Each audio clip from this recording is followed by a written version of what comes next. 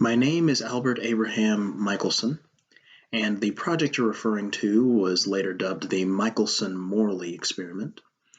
And it was my investigation of a generally accepted phenomenon in the physics community called the luminiferous ether. And I used a contraption called the interferometer. And through this experiment, I was attempting to find the uh, basically definitive evidence behind the existence of what we called the ether.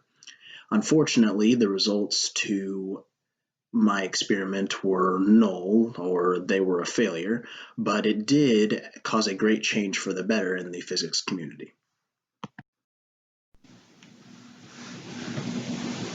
Well, I had designed the experiment to be able to calculate the velocity of the Earth, which we knew at the time, from using two different light beams. And one would be running against the ether for part of its travel, and the other one would not be. And the slower one was presumed to be the one who was fighting against the ether, the one encountering resistance. So as the ether was run through, we were basically trying to find the ether. We had already had different principles. It was already a theory that had some backing to it. We just needed some definitive evidence. So through finding the velocity of the Earth through this exercise, we were going to be finding the ether. So we were trying to find both, but the ultimate goal was finding definitive proof for the ether. We conducted the experiment at the Case School for Applied Technology in Ohio, Cleveland, Ohio, which was where I was working at the time. This was a big time for America. We were celebrating the 100-year anniversary of the U.S. Constitution, and a few important legislation was also passed, but also in the scientific community. Heinrich Hertz verified electromagnetic waves, and also the amount of research that was going into what me and Morley were now trying to prove was significant, because I a few years prior had already conducted this experiment myself and found the same result that Morley and I did. But I was urged by my colleagues and different people who respected me as a physicist and said that I needed to keep on trying and prove this, because this was one of the core beliefs of the physics community at the time. So this would have been my second experiment. It was a big time for scientific discovery, because right now we're kind of at a standstill as far as physics was concerned. We thought we had perfected it. We thought it was all good.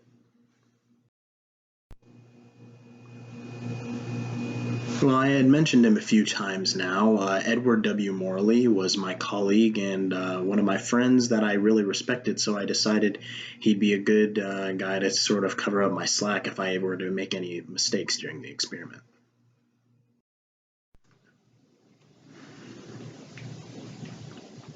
Well, I was the one who conceptualized the experiment, and I had a specialty for measuring the speed of light in precise ways and coming up with different contraptions in order to do so. And like I said before, I had previously conducted the experiment, so basically this was just a second attempt at what I had already done already myself. So Morley was there basically just to help, but I was basically the one who performed the experiment.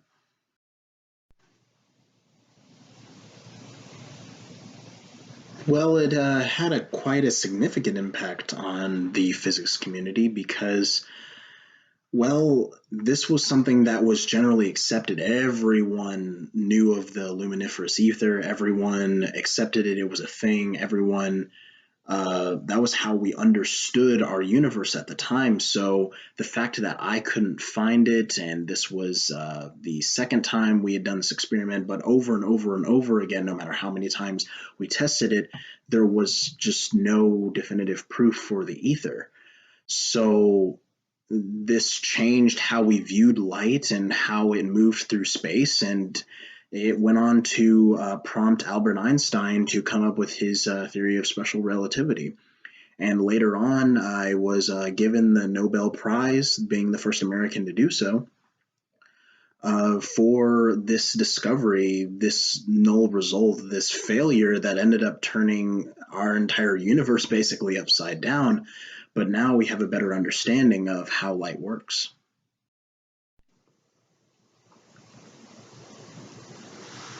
Well, the concept wasn't really new by the 19th century. It was first noted by Aristotle, and just all the way back then, it was more of a philosophical sort of idea saying, okay, what is space made of, and all this other stuff. And it was then where it got its name, the ether. And it just carried all the way over, and it became a mainstay in what we were always taught, always told. It was just how light needed to move. The way that it worked was, in our reasoning, kind of how sound works. It's carried through vibrations through a medium. And since light seemed to be uninterrupted by any other medium we had seen, air, water, things of that nature, there had to be something else. There had to be some other sort of medium that these waves were propagating through. And that's where we got the ether. And the ether was what we thought filled all of space. And it had to have been a fluid that did not have any viscosity because it didn't really stop anything. Nothing that went through it seemed to lose any sort of velocity or energy, i.e., planets or any other celestial body. So our general understanding of it was this fluidless, you couldn't compress it sort of medium in which only light really propagated through and was affected by.